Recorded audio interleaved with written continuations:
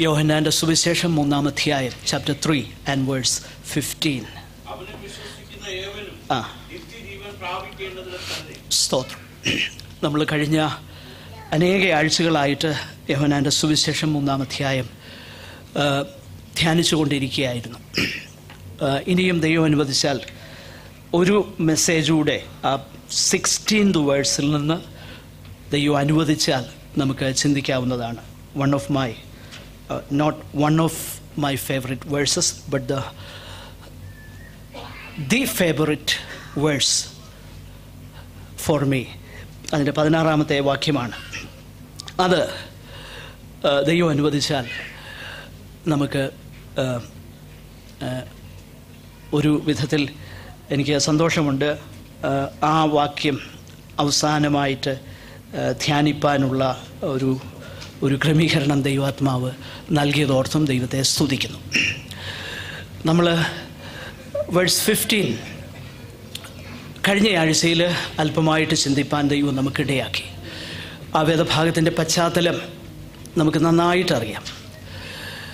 കർത്താവിൻ്റെ അടയാളങ്ങളിൽ ആകൃഷ്ടനായിട്ട് കർത്താവിൻ്റെ അടുക്കൽ വരുന്ന ഒരു യഹൂദ പ്രമാണി, അവൻ അസ്യൂം ചെയ്യുന്ന ഒത്തിരി കാര്യങ്ങളുണ്ട്. അവൻ്റെ അസംഷൻ, അവൻ യഹൂദനാകൊണ്ട് ആ എസ്കറ്റോളജിക്കൽ കിങ്ഡമിന് വേണ്ടി അല്ലെങ്കിൽ വരുവാനുള്ള മെസ്സിഹായുടെ രാജ്യത്തെക്കുറിച്ച് അവർക്കെന്നും പ്രതീക്ഷയുണ്ട്. അതാണ് അവരുടെ പ്രതീക്ഷ. മെസ്സിഹ വരുമെന്നും രാജ്യം സ്ഥാപിക്കുമെന്നും അവർ കരുതിയിരുന്നു. ദൈവരാജ്യം അല്ലെങ്കിൽ സ്വർഗരാജ്യം, അത് പഴയ നിയമം അവർക്ക് നൽകുന്ന ഒരു വാഗ്ദാനമാണ്. എന്നാൽ ആ മനുഷ്യൻ അസ്യൂം ചെയ്യുന്ന ഒരു കാര്യം, യഹൂദ മാതാപിതാക്കളാൽ ജനിച്ചതുകൊണ്ട് താൻ ആ രാജ്യത്തിലായിരിക്കുന്നു എന്നുള്ള ഒരു ധാരണ അദ്ദേഹത്തിനുണ്ട്. മാത്രമല്ല, ആ വേദഭാഗം നമ്മൾ ആദ്യം മുതൽ ചിന്തിക്കുമ്പോൾ ആ തിരുവചന ഭാഗത്തിൻ്റെ പ്രധാന ചിന്താവിഷയം അല്ലെങ്കിൽ യേശു കർത്താവ് നിക്കോദിമോസുമായി സംസാരിക്കുന്ന സംസാര വിഷയം എന്നത് തന്നെ ദൈവരാജ്യമാണ്. കാരണം കർത്താവ് പറയുന്ന വാക്കുകൾ വളരെ ശ്രദ്ധേയമാണ്. പുതുതായി ജനിച്ചില്ല എങ്കിൽ നീ ദൈവരാജ്യത്തിൽ കടക്കുകയില്ല. അപ്പോൾ ദൈവരാജ്യമാണ് അവരുടെ സംഭാഷണ വിഷയം. ആത്മാവിനാലുള്ള ജനനം, വെള്ളത്താലുള്ള ജനനം. ആത്മാവിനാലുള്ള ജനനം എങ്ങനെയെന്നും എന്തെന്നും ഒക്കെ കർത്താവ് പറയുന്നു. മാത്രമല്ല, പഴയ നിയമ തിരുവെഴുത്തുകളാണ് യേശു പറയുന്നതിൻ്റെ അടിസ്ഥാനമെന്ന് നമ്മൾ കണ്ടു. അനേക വേദഭാഗങ്ങൾ കണ്ടു. ഞാൻ പറയുകയുണ്ടായി, ആ കോണ്ടെക്സ്റ്റിൽ നിന്നുകൊണ്ട് ആ പശ്ചാത്തലത്തിൽ ആ യഹൂദനാകുന്ന മനുഷ്യനോട് നീ ഇസ്രായേലിൻ്റെ ഉപദേഷ്ടാവായിരുന്നിട്ടും നിനക്കിത് മനസ്സിലാകുന്നില്ലയോ എന്ന് ചോദിക്കുന്ന ചോദ്യത്തിൻ്റെ വെളിച്ചത്തിൽ വേണം നമ്മൾ ആ വേദഭാഗം വ്യാഖ്യാനിപ്പാൻ. അങ്ങനെ വ്യാഖ്യാനിക്കുമ്പോൾ യഹൂദൻ്റെ തിരുവെഴുത്തുകൾ ഇതിനെക്കുറിച്ച് നൽകുന്ന വെളിച്ചം നമ്മൾ യെരമ്യാവിൻ്റെ പ്രവചനത്തിലും എഹസ്കേലിൻ്റെ പ്രവചനത്തിലും നമ്മൾ വായിക്കുന്നു. അങ്ങനെ പറഞ്ഞു വന്നിട്ട് പഴയ നിയമത്തിലെ ഒരു പ്രധാനപ്പെട്ട സംഭവം കർത്താവിനോട് പറയുന്നു. മരുഭൂമിയിൽ വെച്ച് എങ്ങനെയാണ് ദൈവം ഒരു രക്ഷ ഒരുക്കിയത് എന്ന് പറഞ്ഞിട്ട് ഉടനെ അന്ന് അതിനെ നോക്കിയവർ ജീവിച്ചെങ്കിൽ അവർ ജീവിച്ചു. പക്ഷെങ്കിൽ അവരുടെ ആയുസ് വരെ ജീവിച്ചുള്ളൂ. താൽക്കാലികമായിട്ട് മരണത്തിൽ നിന്നൊരു രക്ഷയെ അവർക്ക് കിട്ടിയുള്ളൂ. അതുമാത്രമാണ് തമ്മിലുള്ള കമ്പാരിസൺ. അവർ നോക്കി താൽക്കാലികമായിട്ട് ജീവിച്ചു. എന്നാൽ മനുഷ്യപുത്രൻ ഉയർത്തപ്പെട്ട് കഴിയുമ്പോൾ ആ മനുഷ്യപുത്രനെ നോക്കുന്നവൻ, അവന് കിട്ടാൻ പോകുന്നത് നിത്യജീവൻ കിട്ടും. അതാ യേശു പറയുന്നത്. അപ്പോൾ ആ നിത്യജീവൻ ആണ് നിത്യരാജ്യത്തിലേക്ക് അല്ലെങ്കിൽ ദൈവരാജ്യത്തിലേക്ക്, സ്വർഗരാജ്യത്തിലേക്ക് ഒരുവന് പ്രവേശനം സാധിപ്പിക്കുന്നത്. ജീവനില്ലാത്ത, നിത്യജീവൻ അനുഭവിക്കാത്ത ആർക്കും തന്നെ സ്വർഗരാജ്യത്തിൽ പ്രവേശിപ്പാൻ കഴിയുകയില്ല എന്ന സ്പഷ്ടമായ വാക്കുകളാണ് യേശു കർത്താവ് ഇവിടെ പറയുന്നത്. നമ്മൾ കഴിഞ്ഞ ആഴ്ചയിൽ ചിന്തിച്ച പ്രധാനപ്പെട്ട ചിന്ത ആ നിത്യജീവൻ്റെ സ്വഭാവം എന്താ? What is the nature of eternal life? Yohannan 17:3 നമ്മൾ കണ്ടു, ഏക സത്യ ദൈവമായ നിന്നെയും അങ്ങയെയും അങ്ങ് അയച്ച യേശു ക്രിസ്തുവിനെയും അറിയുന്നത്, വിശ്വസിക്കുന്നതല്ല, അറിയുന്നത് നിത്യജീവൻ ആകുന്നു. അപ്പോൾ നിത്യജീവൻ എന്നുള്ളത് it is not so much as unending life, eternal life, rather it is having a fellowship, a relationship with the eternal one. നിത്യജീവൻ എന്ന് വെച്ചാൽ അനന്തമായ ജീവനെന്നുള്ള അർത്ഥമല്ല വേദപുസ്തകം നൽകുന്നത്. ഓഫ് കോഴ്സ് നിത്യജീവൻ അനന്തമാകുന്ന ജീവൻ തന്നെയാണ്, എന്നാൽ അതല്ല വേദപുസ്തകം നൽകുന്ന അർത്ഥം. വേദപുസ്തകം നൽകുന്ന അർത്ഥം നിത്യനായ ഒരുവനുമായി ഒരു വ്യക്തി ഒരു ബന്ധത്തിലേക്ക് വരുന്നതിനാണ് നിത്യജീവൻ എന്ന് പറയുന്നത്. അതിൻ്റെ പ്രധാനപ്പെട്ട കാരണം നരകത്തിലും നിത്യജീവനാ ഒരർത്ഥത്തിൽ. കാരണം അവിടെയും അൺഎൻഡിങ് ലൈഫാണ്. അപ്പോൾ അൺഎൻഡിങ് ലൈഫ് എന്ന അർത്ഥമല്ല വേദപുസ്തകം നിത്യജീവന് നൽകുന്നത്. നേരെ മറിച്ച് എന്നേക്കും നിലനിൽക്കുന്ന, തനിക്ക് തന്നിൽ തന്നെ ജീവനുള്ള, നിത്യനാകുന്ന, ജീവദാതാവാകുന്ന ദൈവവുമായിട്ടുള്ള ബന്ധം അറിയുക. അത് പഴയ നിയമം പഠിപ്പിക്കുന്നു എന്ന് നമ്മൾ കണ്ടു. യെരമ്യാവിൻ്റെ പ്രവചനത്തിലെ ഒരു വേദഭാഗം പുതിയ നിയമത്തിൽ പുതു നിയമത്തെക്കുറിച്ച് വ്യക്തമാക്കുവാൻ ആ വേദഭാഗം എഴുതിയിരിക്കുന്നത് നമ്മൾ ചിന്തിക്കുകയുണ്ടായി. എബ്രായ ലേഖനം 8-ാം അധ്യായത്തിൽ നമ്മൾ കണ്ടു, ഇനി ആരും യഹോവയെ അറിയുക എന്ന് പറയേണ്ട കാര്യമില്ല. പിന്നെ അതായത് പുതിയ നിയമത്തിലേക്ക് വന്ന ആ ഭാഗ്യം ലഭിച്ച, നിത്യജീവൻ അനുഭവിക്കുന്ന ഒരു വ്യക്തിയുടെ സവിശേഷത എന്ത്? അവർ എല്ലാവരും ആബാലവൃദ്ധം എന്നെ അറിയും. അപ്പോൾ നിത്യജീവൻ എന്നുള്ളതിൻ്റെ ആ പ്രധാനപ്പെട്ട സവിശേഷത ദൈവത്തെ അറിയുക. Having a deep fellowship with God. ദൈവവുമായിട്ടുള്ള ആ ഫെലോഷിപ്പ്. അപ്പോൾ ദൈവത്തെ അറിയുക എന്ന് പറഞ്ഞാൽ to know God is to be transformed. ദൈവത്തെ അറിയുമ്പോൾ ആ അറിവ് നമ്മളെ ട്രാൻസ്ഫോം ചെയ്യുന്ന അറിവ്. അതാ നിത്യജീവൻ അനുഭവിക്കുന്നതിൻ്റെ സവിശേഷത. അതുകൊണ്ടാണ് ഹോശയ്യാവിൻ്റെ പ്രവചനത്തിൽ നമ്മൾ വായിക്കുന്നത്, my people perish because they do not have knowledge. Lack of knowledge. ദൈവത്തെക്കുറിച്ചുള്ള പരിജ്ഞാനം ഇല്ലായ്കയാൽ എൻ്റെ ജനം തെറ്റിപ്പോകുന്നു. എന്നാൽ വരുവാനുള്ള ഒരു കാലത്തെക്കുറിച്ച് ഹബക്കുക്ക് പറയുന്നുണ്ട്, സമുദ്രം വെള്ളം കൊണ്ട് നിറഞ്ഞിരിക്കുന്നത് പോലെ ഭൂമി യഹോവയുടെ പരിജ്ഞാനം കൊണ്ട് പ്രശോഭിക്കും. നോക്കുക, അതാണ് വരുവാനുള്ള കാലം. വരുവാനുള്ള കാലം അല്ലെങ്കിൽ ആ നിത്യരാജ്യത്തിൻ്റെ സവിശേഷത യഹോവയുടെ പരിജ്ഞാനം. Knowing God deeply every day. Knowing God eternally. നിത്യതയുടെ സവിശേഷത അതാ. ഞാൻ എല്ലായ്പ്പോഴും പറയാറുള്ളൊരു കാര്യമാണ്, നിത്യത ഒരിക്കലും ബോറടിക്കാൻ പോകുന്നില്ല. അതിൻ്റെ കാരണം, അവിടെ സംഭവിക്കാൻ പോകുന്ന കാര്യം, ഫൈനൈറ്റായിട്ടുള്ള നമ്മൾ എന്ന് പറഞ്ഞാൽ പരിമിതികളുള്ള നമ്മൾ, പരിമിതികളില്ലാത്തവനാകുന്ന ദൈവത്തെ ഓരോ ദിവസവും അനുഭവിച്ചറിയുമ്പോഴും, ഓരോ ദിവസം, അവിടെ ദിവസമുണ്ടെങ്കിൽ അവിടെ കാലമില്ല എങ്കിലും മനസ്സിലാകാൻ വേണ്ടി പറയുക, ദിവസമുണ്ടെങ്കിൽ ഓരോ ദിവസവും നോവിങ് ഗാഡ്.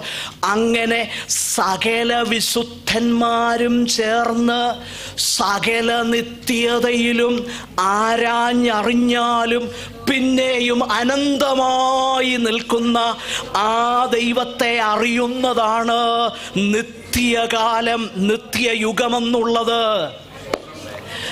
അതാണ് നിത്യതയുടെ സന്തോഷം.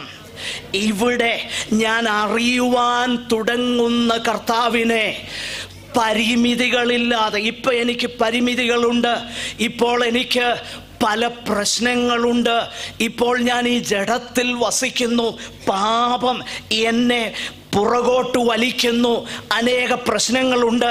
എന്നാൽ വിട്ടുപിരിഞ്ഞ് ക്രിസ്തുവിനോട് ചേരുന്നത് അത്യുത്തമമല്ലോ, അതാണ് എനിക്ക് ഞാൻ താല്പര്യപ്പെടുന്നത് എന്ന് പൗലോസ് അതുകൊണ്ടാണ് പറയുന്നത്. ഇന്ന് നമ്മൾ കണ്ണാടിയിൽ കടമൊഴിയായിട്ട് കാണുക മാത്രമാണ്, എന്നാൽ അന്ന് നാം അറിയപ്പെട്ടതുപോലെ അറിയുവാൻ പോകുകയാണ്. എന്ന് പറഞ്ഞാൽ നാം അറിയപ്പെട്ടതുപോലെ ദൈവം ഇന്ന് നമ്മെ അറിയുന്നത് പോലെ നാം ദൈവത്തെ അറിയുവാനായി തുടങ്ങുന്ന കാലമാണ് നിത്യത എന്നുള്ളത്. അപ്പോൾ നിത്യജീവൻ എന്ന് വെച്ചാൽ it is more than meets the eye. നമുക്ക് കാണുവാൻ കഴിയുന്നതിനപ്പുറമാണ് നിത്യജീവൻ. It is A relationship with the eternal one. അതാണ് യേശു കർത്താവ് പറഞ്ഞിരിക്കുന്നത്. ആ കർത്താവ് പറഞ്ഞിരിക്കുന്ന വാക്കുകൾ ശ്രദ്ധിക്കണം. യോഹന്നാൻ 14:7 ശിഷ്യന്മാർ പറയുക, കർത്താവേ, ഞങ്ങൾക്ക് പിതാവിനെ ഒന്ന് കാണണം, ഒന്ന് പരിചയപ്പെടണം, എന്നാൽ it is enough for us. അത് മതി, അതാ ഞങ്ങളുടെ താല്പര്യം. കർത്താവ് പറയുന്ന മറുപടി, ഫിലിപ്പോസേ, നീ ഇത്ര കാലം എൻ്റെ കൂടെ ഇരുന്നിട്ട് ഇത് നിനക്ക് മനസ്സിലായില്ലേ? അതിൻ്റെ 7-ാം വാക്യം, നിങ്ങൾ എന്നെ അറിഞ്ഞു എങ്കിൽ. അപ്പോൾ പിതാവിനെ അറിയുന്നത് പുത്രനിലൂടെയാണ്. യേശുവിനെ അറിയുന്നതാണ് പിതാവിനെ അറിയുന്നത്. എന്നെ അറിഞ്ഞുവെങ്കിൽ എൻ്റെ പിതാവിനെയും അറിയുമായിരുന്നു. ഇന്നു മുതൽ നിങ്ങൾ അവനെ അറിയുന്നു, അവനെ കണ്ടുമിരിക്കുന്നു. എന്തുകൊണ്ട്? ഈ ശിഷ്യന്മാരോട് കരുണ തോന്നി. അവരായിരുന്നതാകുന്ന പ്രൊഫഷനിൽ നിന്ന് അവരെ വിളിച്ചു. അവർക്കൊരു ഇഫക്റ്റീവ് കോൾ ചെന്നു, എന്നെ അനുഗമിക്കുക എന്ന് പറഞ്ഞു. അത് കേട്ടപ്പോൾ, ആ കോള് കിട്ടിയപ്പോൾ പിന്നെ ഒന്നും അവർ നോക്കിയില്ല. എല്ലാം വിട്ടേച്ച് കർത്താവിൻ്റെ പിറകെ വരുവാൻ തക്കവണ്ണം ശക്തിയുള്ളതായിരുന്നു ആ വിളി. ആ വിളി ദൈവത്തിൻ്റെ കരുണയാണ്, ദൈവത്തിൻ്റെ സ്നേഹമാണ്. യാതൊരു കാലഘട്ടത്തിലും എവിടെയും ആരെങ്കിലും യേശുവിനെ അറിയുന്നെങ്കിൽ അത് ദൈവ കരുണയുടെ വലിയ വലിയ വലിയ ദൈവത്തിൻ്റെ സ്നേഹത്തിൻ്റെ പ്രതീകമാണെന്ന് തിരിച്ചറിഞ്ഞ് ദൈവത്തോട് നന്ദിയുള്ളവരാകുവാൻ ദൈവം നമ്മെക്കുറിച്ച് ആഗ്രഹിക്കുകയാണ്. It is by grace. It is by grace. ദൈവത്തിൻ്റെ കൃപയാൽ, ദൈവത്തിൻ്റെ സ്നേഹത്താൽ, ദൈവത്തിൻ്റെ കരുണയാൽ ഈ ബാന്ധവത്തിലേക്ക് വരുവാൻ ദൈവം എന്നോടും നിങ്ങളോടും, നമ്മൾ കൊള്ളാവുന്നവരായിട്ടല്ല, കൊള്ളരുതാത്തവരായിരുന്നപ്പോൾ ദൈവം നമ്മോട് ദയ തോന്നിയ ദയാവായ്പ് എത്ര വലുതാ. അങ്ങനെയെങ്കിൽ നിത്യജീവൻ എന്നുള്ളത് ചില ഫോർമുല അനുസരിച്ച് ചില കാര്യങ്ങൾ ഏറ്റുപറയുന്നതല്ല, അതിനേക്കാൾ ഉപരിയായി ദൈവവുമായിട്ടുള്ള വ്യക്തിപരമാകുന്ന ബന്ധമാണ്. അതാണ് നിത്യജീവൻ. മത്തായി 11:27, എൻ്റെ പിതാവ് സകലവും എങ്കൽ ഭരമേൽപ്പിച്ചിരിക്കുന്നു. പിതാവല്ലാതെ ആരും പുത്രനെ അറിയുന്നില്ല, പുത്രൻ വെളിപ്പെടുത്തി കൊടുപ്പാൻ ഇച്ഛിക്കുന്നവനുമല്ലാതെ ആരും പിതാവിനെ അറിയുന്നില്ല. ശ്രദ്ധിക്കണം, ആരാണ് ദൈവത്തെ അറിയുന്നത്? പുത്രൻ. എങ്ങനെ? പുത്രൻ വെളിപ്പെടുത്തി കൊടുക്കുവാൻ ഇച്ഛിക്കുന്നവൻ. കർത്താവിടെ പറയുന്ന ഒരു കാര്യമുണ്ട്, പിതാവേ, ഇങ്ങനെയല്ലോ അങ്ങയ്ക്ക് പ്രസാദം തോന്നിയത്. പിതാവിന് അങ്ങനെ പ്രസാദം തോന്നി. പുത്രൻ പറയുക, പിതാവിന് അങ്ങനെ പ്രസാദം തോന്നി. പുത്രൻ വെളിപ്പെടുത്തി കൊടുപ്പാൻ ഇച്ഛിക്കുന്നവൻ. അങ്ങനെയെങ്കിൽ വീണ്ടും ജനന അനുഭവം പ്രാപിച്ചിട്ടുണ്ടെങ്കിൽ അത് എന്തോ ഒരു ഭാഗ്യമാണ്. അല്ലേ? എത്രയോ ആയിരങ്ങളുണ്ടായിരുന്നപ്പം, എത്ര നല്ല മനുഷ്യരുണ്ടായിരുന്നപ്പം, എത്ര കൊള്ളാവുന്നവരുണ്ടായിരുന്നപ്പം, എത്ര ബുദ്ധിമാന്മാരുണ്ടായിരുന്നപ്പം, അവരുടെ ഇടയിൽ ദൈവം മനസ്സലിഞ്ഞിട്ട് അതിൻ്റെ ഉത്തരം എന്തെന്നറിയില്ല. ദൈവത്തിന് അങ്ങനെ തോന്നി, പിതാവേ അങ്ങയ്ക്ക് അങ്ങനെയല്ലോ പ്രസാദം തോന്നിയത് എന്ന് കർത്താവോട് പറയുക. So it is such A wonderful relationship with the God of the universe.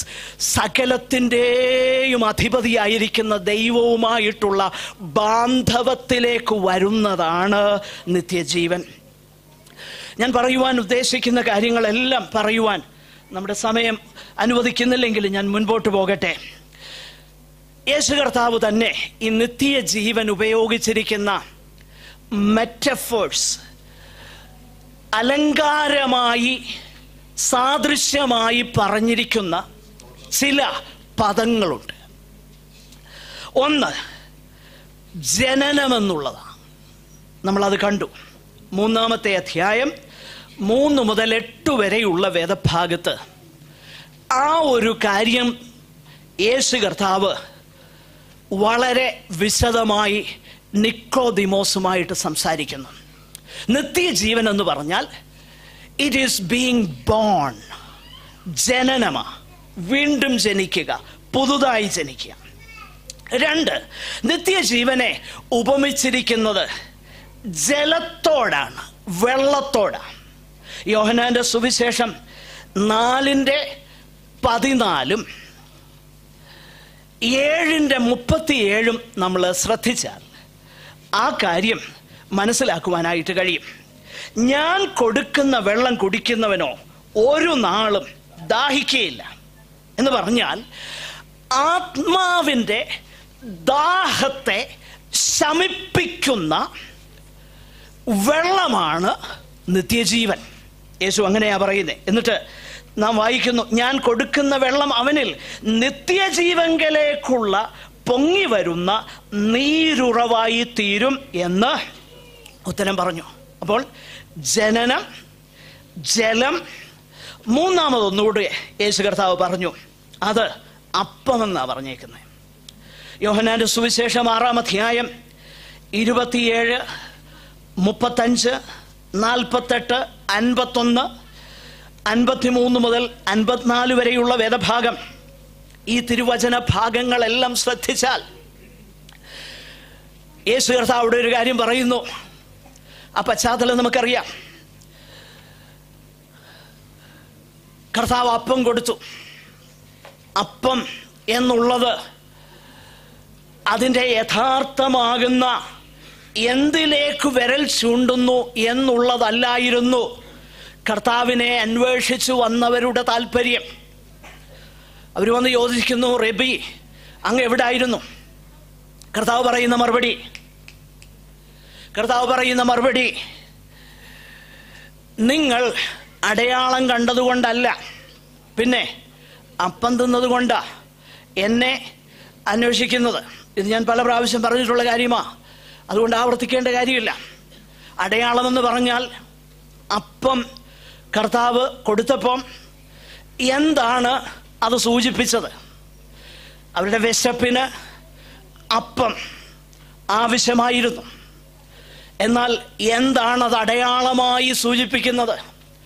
ശരീരത്തിൻ്റെ വിശപ്പിന് അപ്പം ആവശ്യമെങ്കിൽ ആത്മാവിൻ്റെ വിശപ്പിന് ഞാനാകുന്ന അപ്പം ഭക്ഷിക്കുന്നെങ്കിൽ മാത്രമേ തൃപ്തി വരത്തുള്ളൂ. അതുകൊണ്ട് യേശു പറഞ്ഞു, ജീവന്റെ അപ്പമാണ് ഞാൻ. ചുരുക്കത്തിൽ പറഞ്ഞാൽ അപ്പം തരുന്ന യേശുവിനോടൊപ്പം കൂടി അപ്പം കിട്ടിയതിന് സ്തോത്രം ചെയ്യുന്നതല്ല നിത്യജീവൻ. ജീവനുള്ള അപ്പമാകുന്ന, ജീവന്റെ അപ്പമാകുന്ന ആ അപ്പം അനുഭവിക്കുന്ന, ഭക്ഷിക്കുന്ന, ഫീഡിങ് ഓൺ ക്രൈസ്റ്റ് എവ്രിഡേ, അതാ നിത്യജീവൻ. രണ്ടും വ്യത്യാസമുണ്ട്. അപ്പം തിന്നതുകൊണ്ടും രോഗം സൗഖ്യമായതുകൊണ്ടും കാര്യങ്ങൾ നടന്നതുകൊണ്ടും യേശു കർത്താവിൻ്റെ കാലത്ത് അനേകര് കർത്താവിൻ്റെ ഒപ്പം ഒരു വലിയ പുരുഷാരമുണ്ടായിരുന്നു. എന്നാൽ പുരുഷാരം കുറഞ്ഞു പോകാൻ തുടങ്ങി, കൊഴിഞ്ഞു പോകാൻ തുടങ്ങി. എപ്പോഴാണെന്നറിയാമോ? യേശു പറഞ്ഞു, കാര്യമൊക്കെ ശരിയാ, എൻ്റെ ശരീരം സാക്ഷാൽ ഭക്ഷണവും എൻ്റെ രക്തം സാക്ഷാൽ പാനീയവുമാകുന്നു. എൻ്റെ മാംസം തിന്നാതെയും എൻ്റെ രക്തം കുടിക്കാതെയും ഇരുന്നാൽ നിങ്ങൾക്ക് ജീവൻ കിട്ടുകയില്ല. അവർ പറഞ്ഞു, ഇതെന്തോ കഠിന വാക്കാണിത്. അന്നു മുതൽ അവൻ്റെ ശിഷ്യന്മാരിൽ അനേകര് പിൻവാങ്ങിപ്പോയി. പിന്നെ യേശുവിൻ്റെ ഒപ്പം നടന്നതുമില്ല. നോക്കണം, അന്നു മുതൽ, എന്നു മുതൽ? യേശു ഇത് പറഞ്ഞത് മുതൽ. എന്നെ തിന്നാതെ എൻ്റെ രക്തം കുടിക്കാതെ നിങ്ങൾക്ക് ജീവനില്ല. കാരണം സ്വർഗത്തിൽ നിന്നിറങ്ങി വന്ന ജീവനുള്ള അപ്പം ഞാനാണ്. അപ്പോൾ ജീവനുള്ള അപ്പമായ യേശുവിനെ ഭക്ഷിക്കുന്നതാണ് നിത്യജീവൻ. അപ്പം നൽകുന്ന യേശുവിനെ പരിചയമുണ്ടെന്ന് കണ്ട് നിത്യജീവൻ കിട്ടത്തില്ല. ഒരു ദിവസം നമ്മുടെ കാതിൽ ഭയാനകമാകുന്ന വാക്ക് മുഴങ്ങും, ഞാൻ നിങ്ങളെ ഒരു നാളും അറിഞ്ഞില്ല. വളരെ വ്യത്യാസമുണ്ട് അപ്പം. അപ്പോൾ അതാണ് നിത്യജീവൻ. മറ്റൊന്ന്, നിത്യജീവൻ എന്ന് പറഞ്ഞാൽ വരുവാനുള്ള യുഗത്തിൻ്റെ ജീവനാണ്.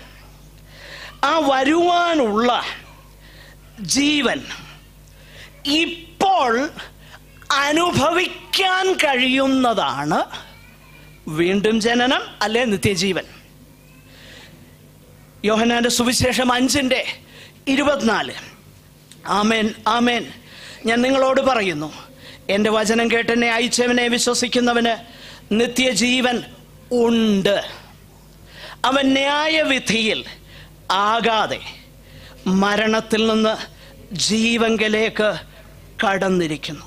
നോക്കുക, എൻ്റെ വചനം കേട്ട് എന്നെ അയച്ചവനെ വിശ്വസിക്കുന്നവന്.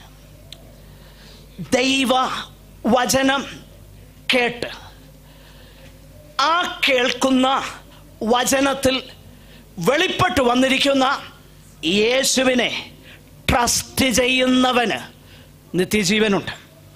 അവൻ ന്യായവിധിയിലാകാതെ മരണത്തിൽ നിന്ന് ജീവങ്കലേക്ക് കടന്നിരിക്കുന്നു.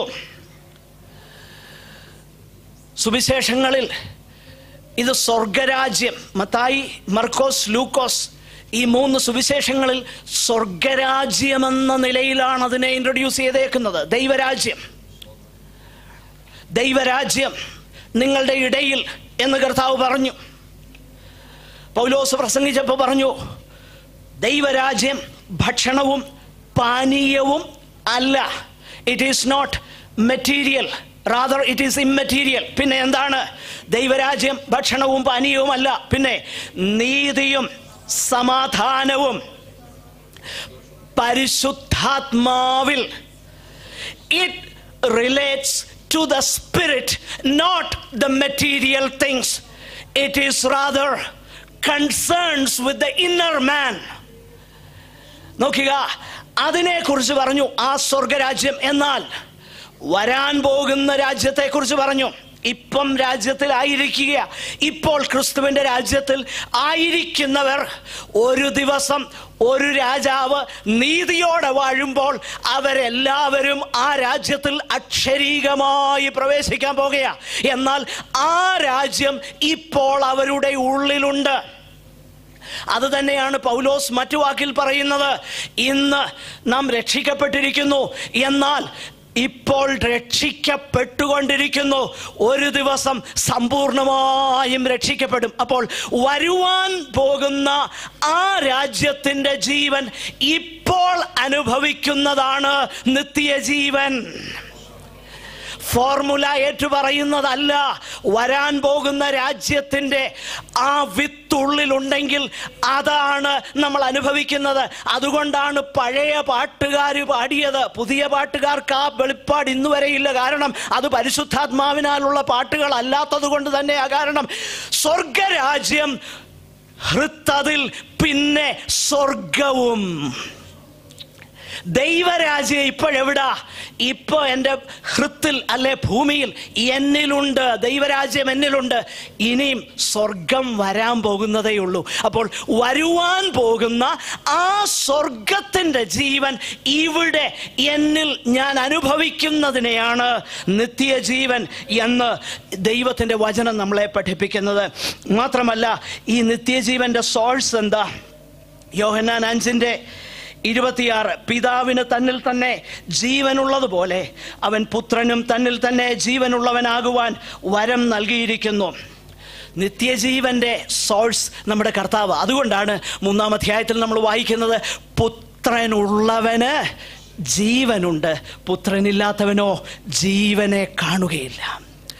The very source of eternal life is Jesus Christ. ഏക സത്യദൈവമാകുന്ന അങ്ങയെയും അങ്ങ് അയച്ചിരിക്കുന്ന യേശു ക്രിസ്തുവിനെയും അറിയുന്നത് നിത്യജീവൻ.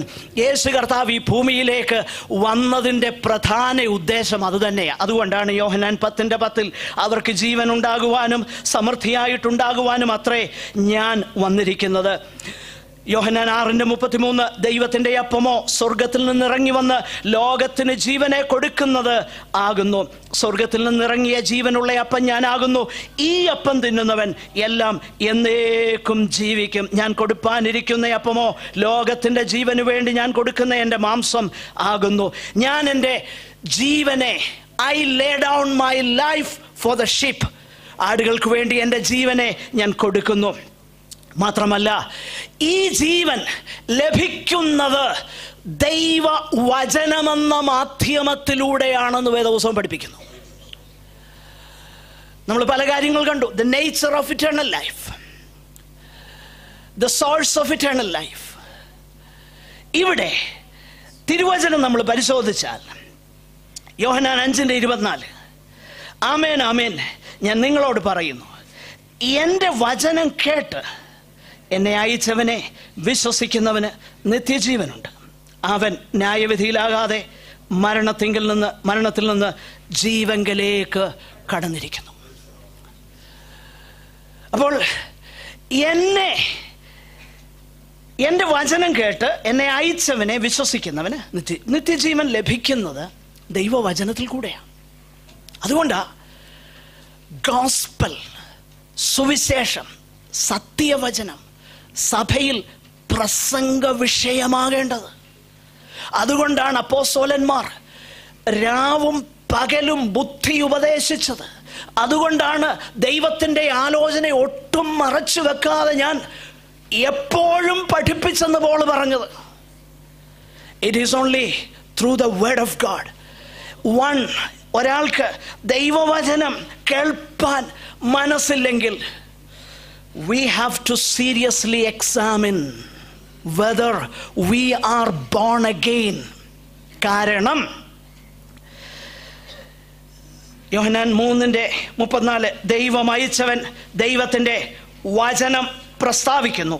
അവൻ ആത്മാവിനെ അളവ് കൂടാതെ അല്ലോ കൊടുക്കുന്നത്. ആത്മാവിനെ അളവ് കൂടാതെ കൊടുക്കുന്നതിൻ്റെ പ്രത്യക്ഷമാകുന്ന പ്രകടനമായിട്ട് യേശു പറയുന്നു, ദൈവം അയച്ചവൻ ദൈവവചനം പ്രസ്താവിക്കുന്നു. വചനം ജീവൻ തരും. വചനത്തിലൂടെയാണ് നിത്യജീവൻ കിട്ടുന്നത്. അതുകൊണ്ടാണ് യേശു പറഞ്ഞത്, ഞാൻ നിങ്ങളോട് സംസാരിച്ച വചനങ്ങൾ ആത്മാവും ജീവനുമാകുന്നു. 6:68 യോഹന്നാൻ, ശിമോൻ പത്രോസ് അവനോട്, കർത്താവേ, ഞങ്ങൾ ആരുടെ അടുക്കൽ പോകും?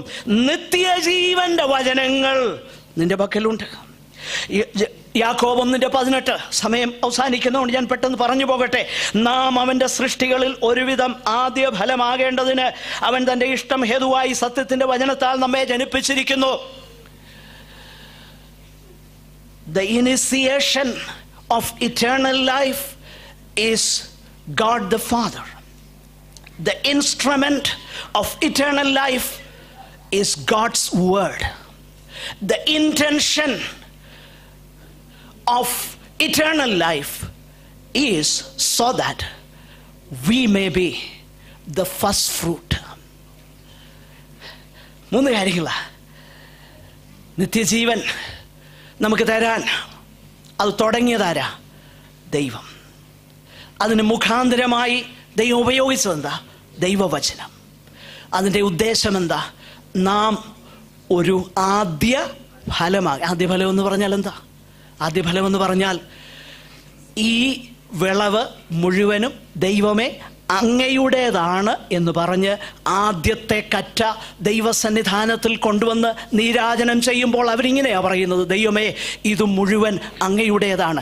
നാം ആദ്യ ഫലമാകുന്നു എന്ന് പറഞ്ഞാൽ ദൈവമേ what I am and what I have, I offer myself to you. ദൈവത്തിന് വേണ്ടി ഞാനാകുന്ന അനുഭവത്തിലേക്ക് എന്നെ കൊണ്ടുവരുവാൻ ദൈവത്തിന് പ്രസാദം തോന്നി ദൈവവചനത്താൽ എന്നിൽ ചെയ്യുന്ന ക്രിയയാണ് നിത്യജീവൻ.